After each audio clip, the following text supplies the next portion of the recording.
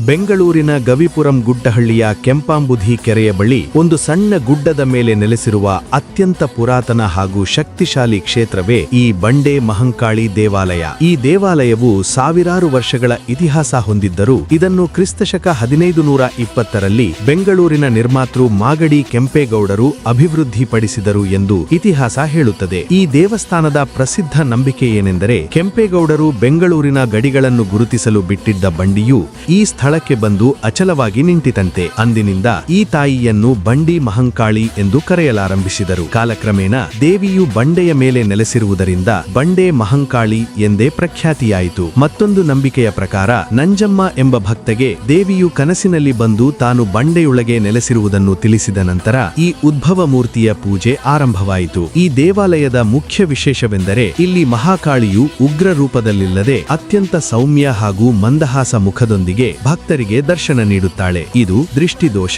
ಮಾಟಮಂತ್ರ ಮತ್ತು ನಕಾರಾತ್ಮಕ ಶಕ್ತಿಗಳನ್ನು ನಿವಾರಿಸುವ ಅತ್ಯಂತ ಪವಿತ್ರ ಕ್ಷೇತ್ರವೆಂದು ನಂಬಲಾಗಿದೆ. ಇಲ್ಲಿಗೆ ಬರುವ ಭಕ್ತರು ತಮ್ಮ ಇಷ್ಟಾರ್ಥಗಳು ಈಡೇರಲು ದೇವಸ್ಥಾನದ ಆವರಣದಲ್ಲಿ ಬೀಗಗಳನ್ನು ಹಾಕುವ ವಿಶಿಷ್ಟ ಹರಕೆಯನ್ನು ಹೊರುತ್ತಾರೆ ಮತ್ತು ಕೆಲಸ ಪೂರೈಸಿದ ನಂತರ ಬಂದು ಆ ಬೀಗವನ್ನು ತೆಗೆಯುತ್ತಾರೆ. ದೇವಿಗೆ ನಿಂಬೆಹಣ್ಣಿನ ಹಾರ ಅರ್ಪಿಸುವುದು ಹಾಗೂ ಜೀವನದ ಅಡೆತಡೆಗಳ ನಿವಾರಣೆಗೆ ವಿಶೇಷ ತಡೆ ಪೂಜೆ ಮಾಡಿಸುವುದು ಇಲ್ಲಿನ ಪ್ರಮುಖ ಧಾರ್ಮಿಕ ವಿಧಿಯಾಗಿದೆ.